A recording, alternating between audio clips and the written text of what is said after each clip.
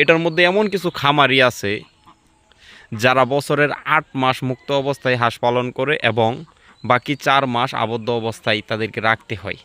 আবদ্ধ অবস্থায় তারা পালন করতে চায় না, কিন্তু তারপরেও বাধ্যতামূলকভাবে আসলে এই আবদ্ধ অবস্থায় রাখতে হয়।